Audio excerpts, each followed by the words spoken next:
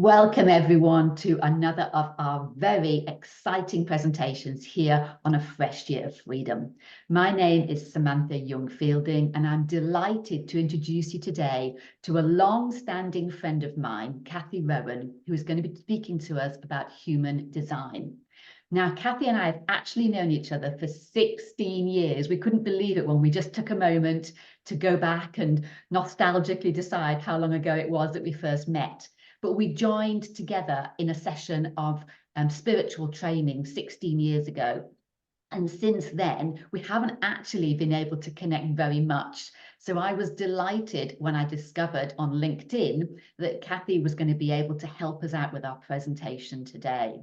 So I'm not going to spend much more time talking because I want Cathy to really come into the spotlight and talk to you all about human design. But for me, I view it as a system for understanding our energy blueprint. And what I really enjoy is the way that Cathy presents this and how she talks to us about what we can do once we understand our human design blueprint. So Cathy, over to you. I'm going to unpin myself and it'll just be you taking the floor. Go ahead. Well, thank you so much, Sam, for that introduction. And I'm really pleased to have this opportunity to talk about how your human design can reveal your unique magic, because it truly is a very wonderful and magical system. So just a little bit, just to start with for context about how I got involved with human design. In fact, I've pretty much always been interested in human potential, and have worked with people, helping them to find sort of satisfaction through their work and in other areas of their life. Actually, going back into the 1980s, I had a background in HR and executive selection, so matching people into jobs and into teams. And then I sort of jumped a fence. I was working in a management consulting company.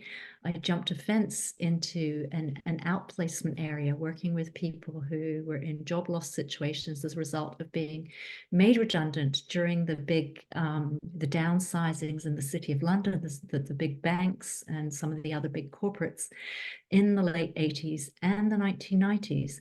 So during that time, when I was working in executive selection and outplacement career counseling, I was trained in a whole load of different types of psychometric tests that were around in that time.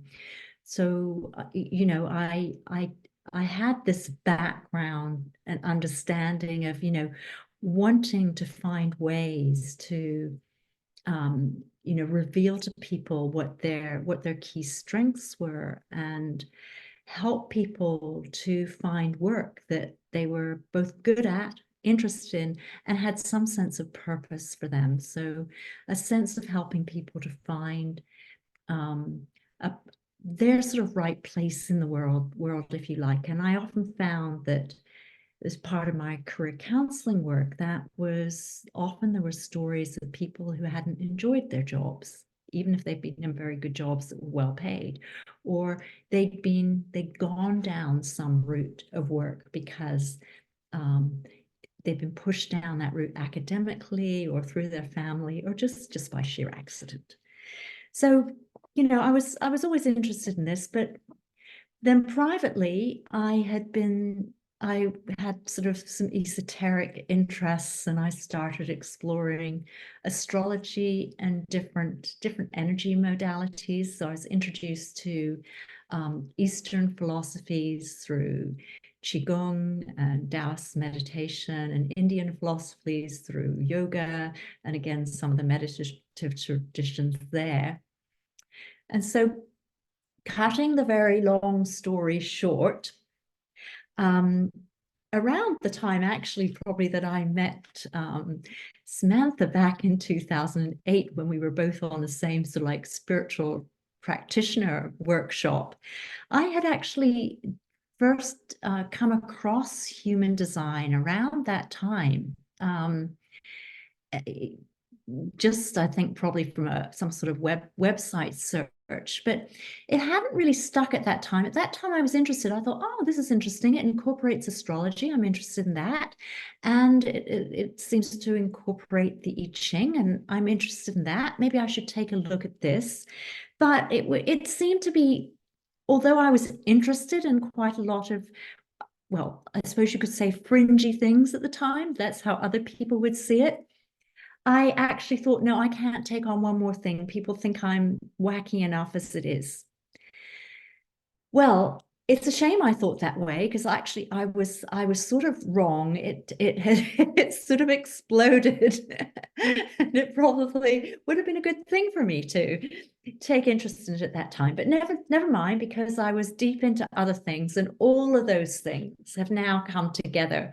So I work with people. I'm basically a transformational coach, but I work using energetic tools to help people to, yeah, align with still their right work, achieve satisfaction through their work and their relationships. And the way in which I use human design is to show people sort of like their Miss Matthew used the word template, so blueprint, sorry, but template is another word. It's just like show people their energetic design. One of the ways I think about human design and also astrology is that if a human being was a car and you lifted up the bonnet, their a human design chart, their astrology chart would be equivalent to looking at the engine.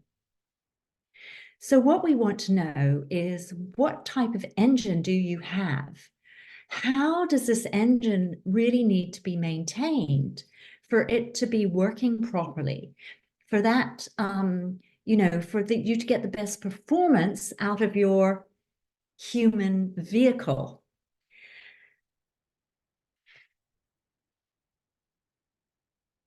Okay, so what I'd like to do is, I'll bring you up to date in a minute and tell you where I've actually started to look more seriously into human design, because there were quite a lot of years when it was in my awareness.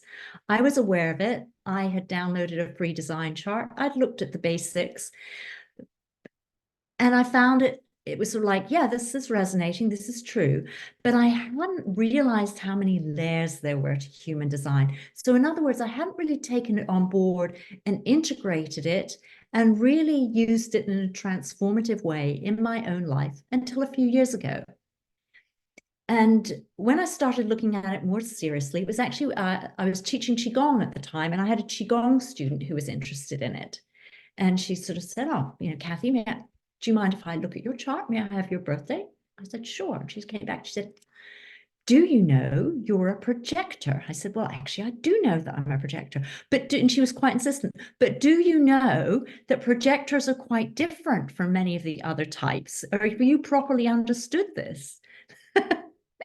And because of her insistence, I started looking into it in more depth. I actually did some coaching with somebody who worked with projectors. And then I started to think about my business and how I maybe needed to be looking at operating some things a bit differently. And eventually I decided I was actually going to train in it. So for the last 2 years, I've been studying with a woman called Beth Davis. She's in the United States. She's a very big Facebook group called Align to Your Design, where she offers a lot of free material. I definitely can recommend that to people. But the training that I did of hers looks at aligning your business with your design. But I also did a training in reading relationship charts, because astrology composite charts had always been one of my interests. So I wanted to do the relationship training as well. And I also find, even though often when I'm working with people, my upfront, what people come to me for is usually because it's some sort of change of life direction, or it's some sort of like leadership question in their work. I often find that several meetings in, we're talking about their relationships, because what needs to be transformed is often in the pattern, in their relationship patterns, in the relationship field. And then in that, sometimes they then want advice on other relationships in their life with their partners, with their children, or whatever. So that's when it becomes interesting to look at the two charts of the people to understand in more depth what the relationship are. And that's the benefit of the relationship chart. So let's talk more about actual human design, what it is, because I know many of you may have downloaded a free chart. Some of you may already know a little bit about design and may have a basic understanding of what your type is. And some of you, it may not, because it can be very confusing. I know the first time I saw a human design chart, I just thought, I don't know how I'm ever going to learn that. That looks very complex. So let me try and simply simplify some of it for you this evening, and I will put my own chart up on the screen at the moment because I find it helps to sort of be able to, I mean, I'm not going to be explaining my chart to you, but I'm going to be explaining the components of a chart using my chart, so you can take from that and look at your chart to understand it a bit better. Okay, excellent. But first of all, the important thing to understand, and I was just telling Sam this before we started, that according to human design, there are 4 different energy types or categories for human beings. But the thing is, they are not evenly distributed among the population. So the proportions reflect what is required, what is said to be required for the healthy functioning of society. So in other words, according to human design, if we could all learn about our types, align to our designs, we would have a healthy functioning society. So the question comes is, why aren't we automatically aligned to our designs in the first place? And this is because of conditioning, which we all know about, our parenting, education, just general culture. All of those influences condition us to be certain things. And many of us spend, at least like many of us who are probably listening to this, who are interested in personal development, a lot of us have spent a lot of time trying to sort of peel away those layers of conditionings to reveal what feels to us a more authentic expression of ourselves. So this is where human design can really help us. It can really help us to see what it can stop us from trying to be things that we're not. I think this is its real gift. It can stop us trying so hard to master things that we're not actually that good at and other people are better at. I mean, why not put our energy into our areas of strength and learn to collaborate and let other people do the things that they're good at or their strengths, but are not ours. I mean, it comes down to we're all brought up, particularly through school, in an environment of competition. Who's better at that? Very rarely are we told, actually, you're all wonderful. You all have your own gifts. You are all special. There's nobody better than anybody else. What we all need to do is learn about our strengths and our gifts and learn how to work together and collaborate. That's not what we've been told when we're growing up. But according to human design, this is the reframe. This is the reframe that we all need to learn. One thing I will say before I go on, because often people don't know how human design actually came into being. Well, this is another reason actually why I didn't study it originally back when I first discovered it, because it was received by an American man who went by the spiritual name of Ra Uru Hu. But I believe the date was 1987. There was a full period of his life when he was gaining this information from what he simply called the voice. In other words, this is a channeled system. Now, for many people, particularly if you go back 20 years, that was a tall order to take on board anything that was channeled. And it was one of the things that stopped me from looking at it in the beginning. But having said that, of course, half of the spiritual teachings in the world came that way. You know, we'd go back centuries, and you look even at like the Indian traditions, you know, the Vedas and the Upanishads, and the rishis talked about hearing the voice of God. Well, this is actually the same thing, just, you know, different languaging. And, you know, many of us, particularly there may well be many people who listen to this who are talented channels or who have a good link with spirit and hear messages. It's the same thing, you know. Some people just have more open channels, I believe, because of their design. They receive things, all of this information is out there in the universe. And some people are gifted with the receiving that information. And in this case, this man, Ra Uru, wrote it all down and had the gift of being able to, well, he refined it for himself, he tested it out, but he had the gift of being able to speak and you know, gained people who were interested and was able to develop it and put it out. He's no longer alive. He died, I think 2010, 2011, something like that. So it's his students who've developed the system, and there are some different presentations of it available. The Gene Keys is one, a British man called Richard Rudd, which I like to combine classic human design with the Gene Keys. That's my preference. I like both approaches. There's another approach called quantum human design, women in the States, called Karen Curry Parker. But these are all based on human design with their own, with other enhancements, if you like. I think that might be the way they would see it. They're developments of the basic system. So back to the 4 categories. There are generators. Now, I believe many of you in the Facebook group have been saying that you're generators, or the WhatsApp group. So this would be correct. There are going to be more generators than any other group. 70% of the population are generators. 70%.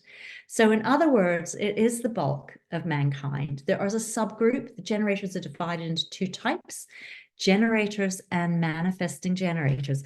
And what makes a generator? I'm going to put my prop chart up on the screen at the moment, but I'll just show you.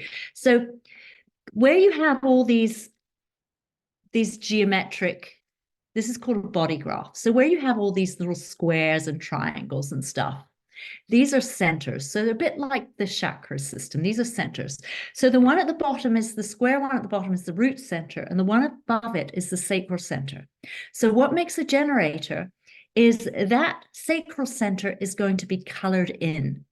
It's called defined. What colors the center in is if there's what's called a channel. So it's like where you've got like you'll have a red or a black line that connects 2 centers.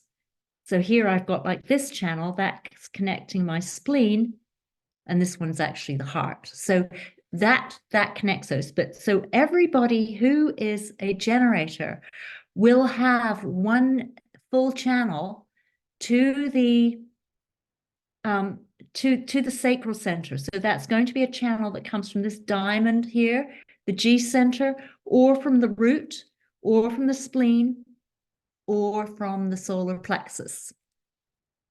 So if you do not have that colored in, you're one of the other types, but everybody who has that colored in other words, 70% of the population have a defined sacral center.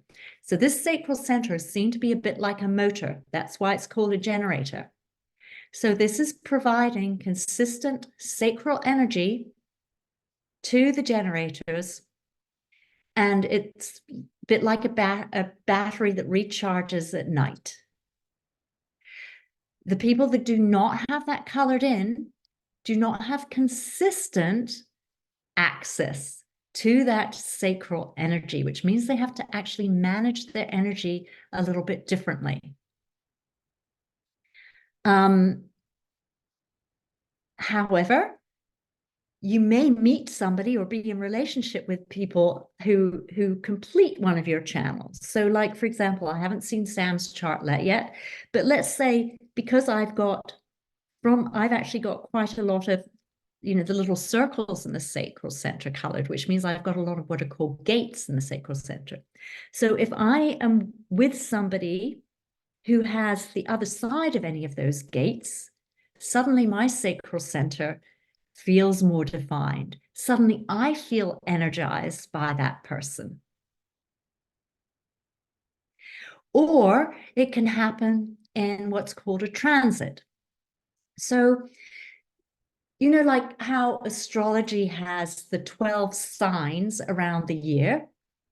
Well, human design also has that, but it has 64 gates around the wheel of the year. The 64 gates, the 64 energies from the I Ching.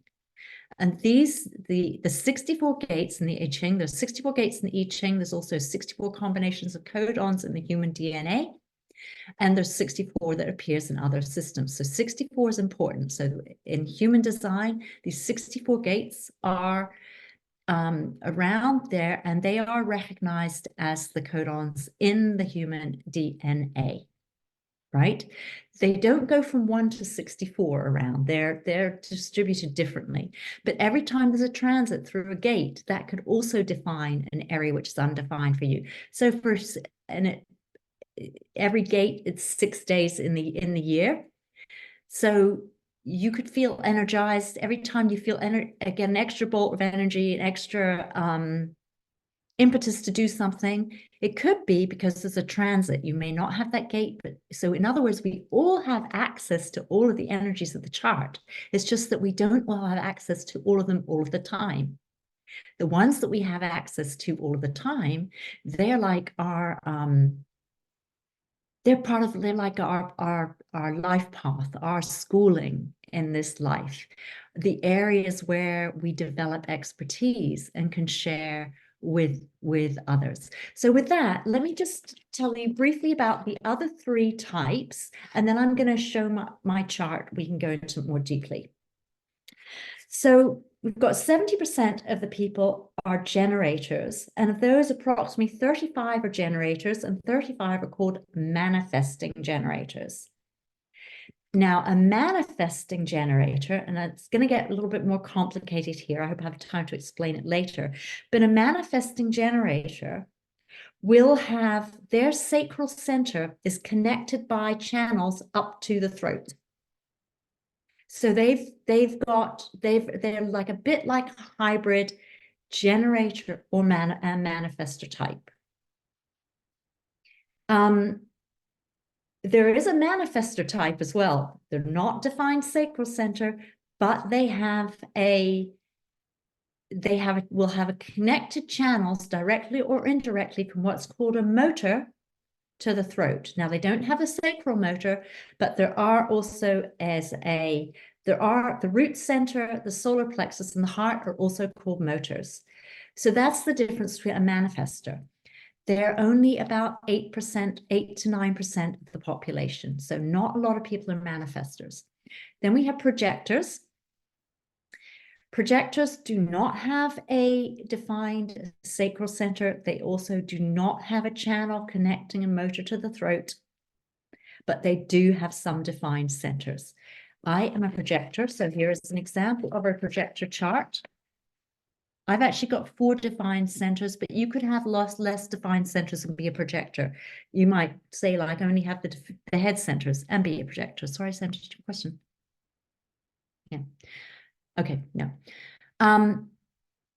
So projectors are 20% of the population. And then the last type, which is only like 1 or 2% of the population, are called reflectors. They have no defined centers. Their chart is completely open, white.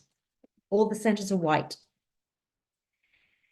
So all the different types have a different function. And what is really interesting is the different types, you have a different way of taking, you have a different strategy for operating. So I am now going to share my chart. Oh, sorry, you've disabled screen sharing, Sam. Can you enable and then I can?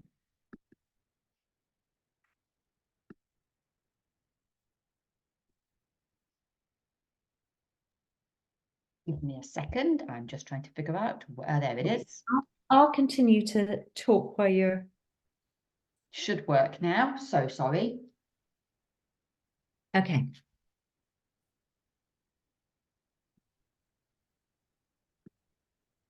Yes, it does. Okay, so my chart is going to look a bit different from your chart if you have downloaded it on a free chart place like Jovian Archive. And this is because the free charts don't give you as much full information as a paid chart will, or like my subscription as a professional gives me extra information. But this is enough but to explain to you. This will serve the purpose. So on a human design chart, you have got, usually on the right-hand side, it's black. Some systems, it may be other colors, but they're different colors. So the positions on the right-hand side are called the personality side of the chart. These positions are your astrological positions at the date of your birth. And all of these symbols down here are the astrological symbols. So if you don't know them, we have the sun. They don't do an ascendant in human design. This is for the earth, which is the gate opposite your sun position. This is the north and the south node, the moon, Mercury, Venus, Mars, Jupiter, Saturn, Uranus, Neptune, and Pluto. What is very different about human design is that on this left side, this is called the design side. Now, according to, these are the positions 88 days before you were born. And according to human design, 88 days before you were born is the soul imprint. So the positions 88 days before your birth are a soul imprint. So while the personality side of the chart is the side that is more conscious for you, it is the side of you that other people see, this what you project outwards. A lot of your internal motivations, because this is the soul, are coming from the design side of the chart. And this side is often less conscious. So it's when you learn the meanings of these gates, it might sometimes seem, that's interesting. So it's always really interesting to explore the design side. And in a minute, I will tell you a couple of features of that. So those are those things. But the important thing about knowing your type is to do with your strategy, because the different types all have a different strategy for operating. And the interesting thing is, although we're all trained and told, we have to be constantly initiating, constantly manifesting, according to human design, manifestors are only 8% of the population, and they're the only ones that are supposed to be initiating. For generators, the strategy is to respond, which means that you respond to some sort of need that you see.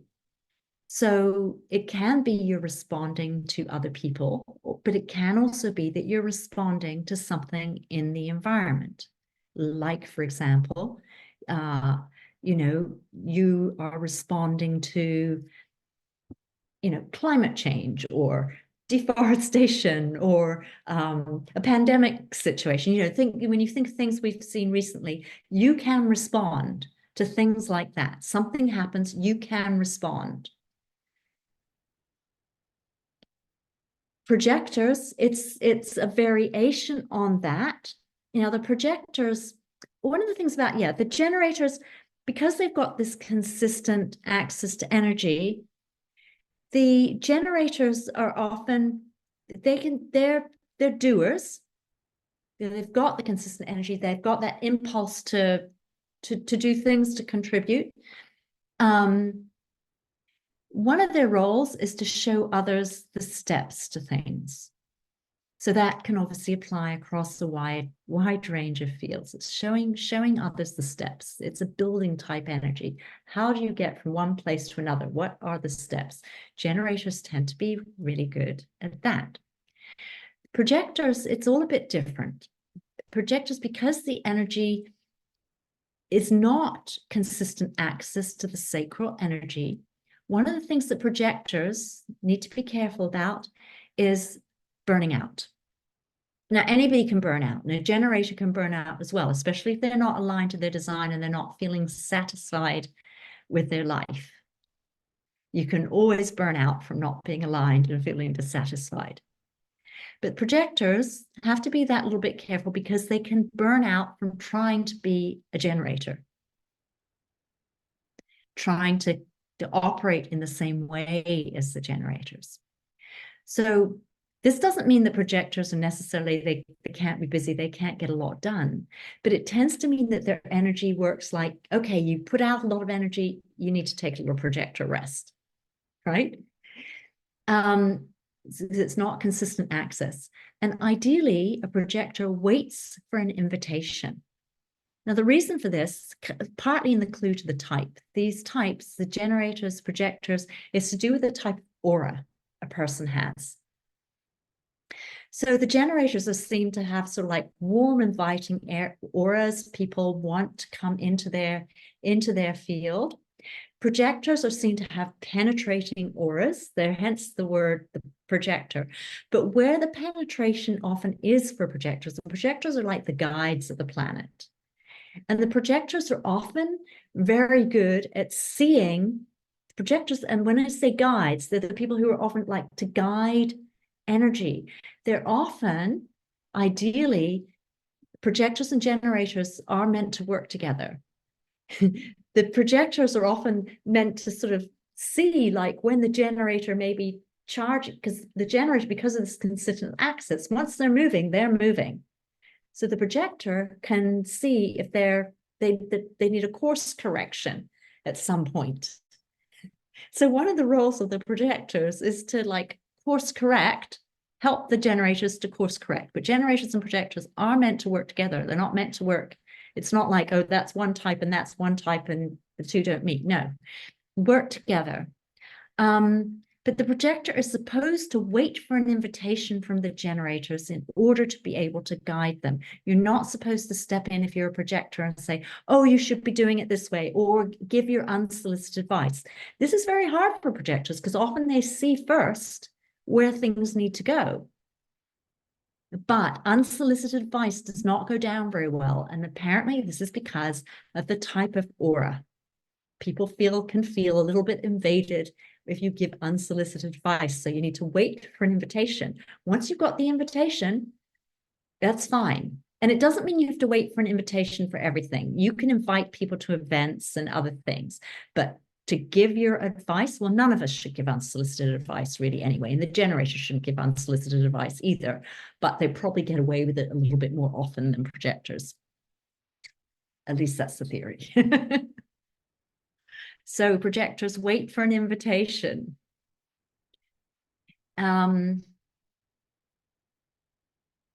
Yeah. So the manifestors, their strategy is to inform. Now, the shadow side can be like telling other people what to do. Again, if it's unsolicited, no, you cannot inform if it's unsolicited. Manifestors are not supposed to go out informing other people of what to do. Some do, is the shadow side, but it doesn't go down well. I mean, none of us, doesn't go down well if we're told what to do. We know perfectly well how to run our own lives. Thank you very much. But the manifestor is supposed to inform. What the manifestor is supposed to do, they're initiators. So they're supposed to inform others of what their actions are in order to get their support. Because again, they can't really move forward without the support of others. I once heard a little analogy that said, well, if you were trying to sort of move across the snowy landscape from A to B, the manifestor would manifest the sleigh, the projector would guide the sleigh, and the generators would pull the sleigh. So I don't know how true that is, but I think there's an essence of truth in that. So what's the reflector? Only 1% of the population, no colored in. They've got gates, of course, because everybody has gates, but no colored in centers. And they're the people that sort of like take the temperature of the water of humanity. They are sensitive to the environment, and they see, feel, hear, whatever. They reflect back what's going on, what they see going on. They're only 1% of the population, and their strategy is to wait for a lunar month before sort of like taking a decision or before entering into anything that's very significant. So if we think about significant things, often that's like a job or a relationship. So if you're a projector, you need to wait for an invitation. That's said, you're not the one who's projectors can invite others, the other projectors, by the way, but wait for an invitation. This is said to be important, particularly in relationships and work. Generators respond, manifestors can inform, they can manifest. So if you happen to be lucky enough to have a partner who's a manifestor, you get them to book the restaurant because they can always manifest a good table. Or a friend who's a manifestor. So once we know this, we can use the talents of the other types. Okay, there's also a theme for each type. So for the generators, it's satisfaction. So a generator, it's interesting, the theme is not so much success for them, it's about the question is, what is satisfying to me? If you're a generator, that guides you. What is satisfying to me? And the shadow side of that is frustration. So if you're feeling a lot of frustration, if you're a generator, okay, where you need to look is what you're dissatisfied with to correct that. Projectors, the theme is success. And what gives a projector success is being able to guide the other types, to guide the generators to find their satisfaction, for example. And where a projector is, because the projector has to wait for an invitation, that comes from being recognized. So for the projector, this is about, putting yourself out in the world, doing talks, having a YouTube channel or a podcast or an email list or whatever. You are allowed to talk about what you do, but then you wait for the invitation that to sort of actually guide people. So many projectors, the bitterness comes from their not feeling recognized, not feeling invited, causes bitterness. For the manifestor, it's the theme is peace, and on the shadow side, it's anger. And for the reflector, it's to do with surprise. They like to be surprised and delighted.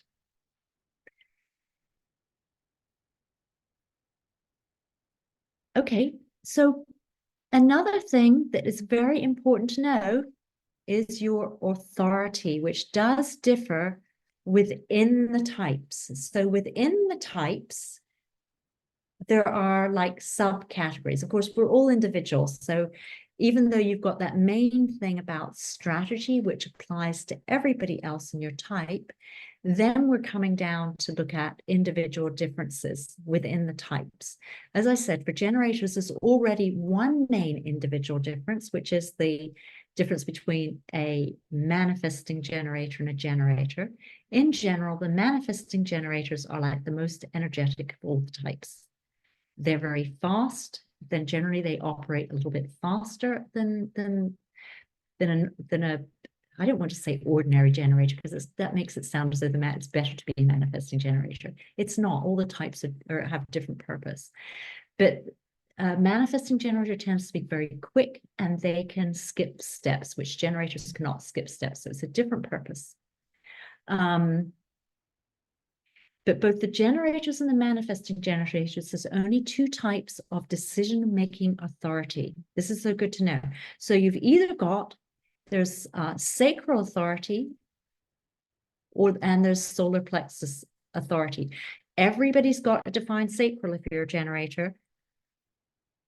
So over the course of human population, 50% of people have a defined solar plexus and 50% don't. That's across all types.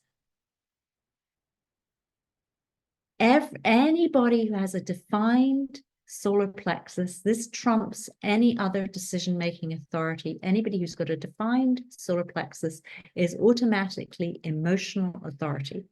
You could be emotional authority if you're a generator, if you're a projector, or if you're a manifester. Emotional authority generally means you are more likely to experience, your emotions operate in waves. So even though you may have a defined sacral, the sacral is your gut feeling. So for a generator, this is about a yes-no feeling in the gut. And it's said that what you want, if you're a generator and you're trying to make a decision, you're not sure, get other people to ask you yes-no questions and really feel down to the gut. Is it an or an That will always operate. So if you're a sacral generator with this center open, you operate on that gut. Or If you are a emotional generator, you take note of that gut feeling, but then you wait for the emotional wave to go through, because it's going to have several flavorings. It may wave or whatever, but you wait for the emotions, whether that takes an hour, you get to know your own emotional wave, and it may vary according to the severity of the decision, the importance of the decision, but you wait. You wait until the emotional wave has gone through before you take that final decision. Okay. Projectors, we've got several other different types of authority. You've got the emotional projectors. Again, that's going to be 50% of them because it's 50% of all types. Or you've got, like me, splenic authority.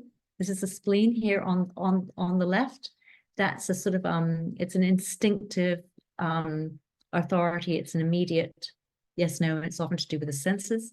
Or you can have others, like they may not have, like these two centers, which I've got defined here. Projector may not have that, but they may have this one defined. They're called self-projector, or they may have nothing defined below the throat, in which case they're called a mental projector. So there's four different types of projector, I think so. Manifestors can be emotional or splenic.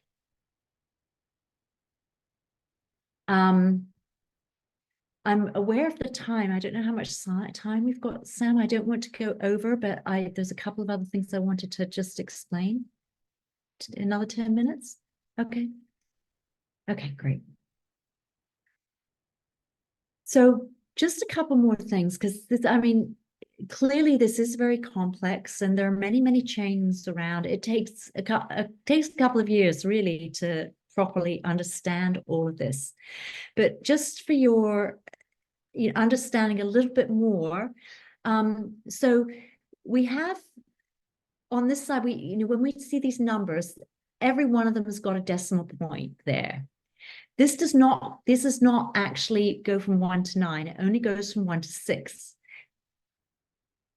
The hexagrams of the I Ching have 6 lines to do with the yin and the yang lines, right? So every gate, as the sun goes through the 64 gates of the year, the sun is in each gate for 6 days. So on a day that you were born, in the gate that you were born in, you'll be one of 6 lines. And this is called your profile. So you can see here, my sun gate is 22.1 and my design sun gate is 26.3. So this makes me a profile 1-3, which in human design terms is the investigator, and it says the martyr. The 3 is actually sort of like the trial and error person, the experimenter. That's what the 3 is. And all the different lines mean something different. I'm not going to go into that because it's an extra complexity, but you can, there's so much about human design, both on the internet and in YouTube. You can look up like what's a 1-5, for example, or a 5-1 or a 2-4, or whatever. Just Google it. You'll get that. You'll get that. So you do need to know your profile is another layer on that. And the last thing I think, because otherwise I'll get way too much detail, is your incarnation cross. The incarnation cross is made up of your sun and the earth gates on both sides, right? So obviously there'll be 6 days of the year when people will have the same incarnation cross that you would have, like, so people probably either side of your birthday day. But these arrangements of these gates can be differently organized. So in other words, every incarnation cross appears every 3 months, but with a different arrangement of the gates. So over the course of the year, so the 6 times over the course of the year, there'll be 24 days of the year where there was the same incarnation cross as you, only 24 days of the year. So I think that makes 16 different incarnation crosses altogether. So it's also really helpful to know what the theme is of your incarnation cross, because this is another overlay on your life, something unique about you. But then when we get into the actual sun gates, and these 4 gates are said to be about 70% of the energies of the chart. So when you're learning at the beginning, what I'm really just explained to you now are the most important things to master, and you don't need to, before you worry about all the other things. So it's your type, your strategy, which is related to your type, your authority, your decision-making authority, which I've just said depends on, if you're a generator, it's either sacral or emotional. If you're a projector, it could be emotional, splenic, what's called self-projected, or mental. So like that, if you're a manifestor, emotional, or splenic. And if you're a reflector, you don't have an authority. You're said to have to wait for a month before, a lunar calendar month before taking, a lunar month, not a calendar month, before taking a decision. That's important. And then you've got your incarnation cross, you've got your profile type, all of these things say very easy to look up. Just type it into the search bar, look on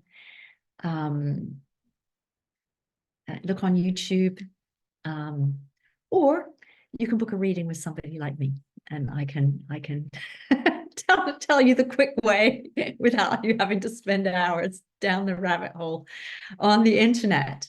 And some of the things what I would be telling you if you came to me would be looking at how you can make the most out of your design. And particularly maybe my interest is in helping people, often people who are self-employed, look at what can this tell them with regard to their branding and their ideal business structure, and what it is that they should be focusing on in their messaging and the marketing. So for example, in the way that I've learned human design, which is how to apply it to your business, the gate of your sun is like your personal brand. So we want to know what the themes are of this gate, because these are literally the energies that other people are picking up from you. This is what other people are seeing about you anyway. So you might as well capitalize on that and have that in your brand, because it's going to give that message of integrity. If there's any conflict, people aren't really going to quite feel it from you. The earth is often it's like your life challenge. So if you do work in a field like coaching, healing, another therapy, what you'll probably find is naturally anyway, but so good to have it confirmed, that the transformation that you perform for your clients is often the theme of this gate, converting it from that into that. That is your gift for your clients. So this is why learning this, you sort of work out, even though there might be loads of coaches or loads of healers in exactly the same modality as you, this is your special sauce. This is why somebody's going to come to you rather than one of them. And then we can look at things like, your Mercury says something about maybe where the themes could be for your messaging. And then we get into this side of the chart. The sun here is, they call it your radiance, what keeps you healthy. So you want to be sure you're activating these energies, because it's literally, again, it's going to be something which is going to help with your satisfaction of success or inner peace, your manifestor. And then this position here, this is something about your the theme for your life purpose. And we get down here, we look at like the design Mars. This says something about your desk work, and the Jupiter, your business structure. So what can be really interesting down here is, especially for people who want to know, is it worth them being self-employed, being an entrepreneur? Should they really be working in a team? Should they be working in a larger structure? Well, we can look at this and we can say, well, actually, yeah, you would be very good as an entrepreneur. Yeah, if you're thinking of doing it, yeah, you've got a following wind. Or it could be saying, well, actually, this sort of suggests that you should be working with big teams or be part of a big team. Doesn't mean you can't still be self-employed, but maybe then you're more likely to be working like maybe with companies or a corporate where you're working with, teams and larger structures. So there's so much that can come out of this chart, both for your business and for your relationships, because two people obviously make a third chart, and that shows the potential of the relationship, the type of nature of the connection that it is. So can be very helpful. Particularly can be very helpful for people if a relationship's not going well, or if they've got a broken heart and they want to understand why the relationship didn't work. I think often it's very helpful in those circumstances, and I love to do that sort of work as well. What your free chart doesn't tell you is things like, also in human design down here, it tells us things about our way of digestion, our ideal diet, our ideal environment according to human design. It's often the language is very, very metaphorical. Like my ideal environment is wet kitchens. Kitchens refers to create, because some kitchens we cook. It's like a process of alchemy. It's creative. So kitchens, if you have kitchens as your environment type, it says, you're going to thrive best in environments where there's a lot of creativity going on, where there's alchemy. It could actually be an actual restaurant or kitchen. And then there's mine case, it's wet kitchens. So thank God I live in the UK where it's wet. I'm not supposed to live in the desert. But you could have, but it's different for many people. There are many different types of environments. And also diet, things about your superpower in terms of cognition. Mine is inner vision, but it could be touch, it could be smell, it could be taste, it could be outer vision, it could be a load of different things. There's lots that the paid charts tell you that obviously I run when somebody comes to me for a reading for a client. We look in more detail at those things. But today, I just basically wanted to sort of give you the gift of those things about those different types to let you know that, it's not evenly distributed, that everybody has their own unique role. Within your role of your type, you have your own unique chart, your own unique brand, your own unique message, your own unique purpose. And all of those bring layers of meaning to your life. And it's actually a spiritual path in its own right, in terms of because it's energy, of course, and all energy, you have a shadow, you have a gift, and energy transforms. So once we learn what each of the gates we have defined, what those themes are. We can look at those shadows, see where we are on the spectrum of that energy, and what work we can do to transform more of our shadows into the gift areas, which basically is a process of deconditioning. The theory of human design is it takes 7 years once encountering your human design to decondition. That's the theory. I would say that, you know, for many of us who've been deconditioning in other ways, maybe it doesn't have to take so long. It wouldn't make sense to me that everybody has to take 7 years. But sure, for sure, even though I've been in like spiritual pathways and other personal development modalities for decades, for sure, I found that some of this, it was like, oh yeah, there's a little corner I haven't seen into. There's something there that I can really make use of. And definitely in terms of thinking, all right, yeah, I can put more focus on that to bring more of me out into that. And it felt very validating that, okay, this is actually you know, a strength of mine. I've got a following wind for that. So I might as well make a bit more of that in my marketing, you know. Yeah. Cathy, And the this has same been for you. absolutely amazing. Thank you so, so much. Would you kindly just drop your chart for a moment so that we can get your lovely face back on screen so that we can thank you properly? This has been absolutely awesome. What I love is that you've described it for a complete beginner with all of the elements that we need to take into account first, but you've also given those of us who've got a little bit more knowledge steps to move forwards on the path. And that's been absolutely amazing. So I would like you to let people know how they can get in touch with you if they do want to come to you. What's the best way for us to be able to do that?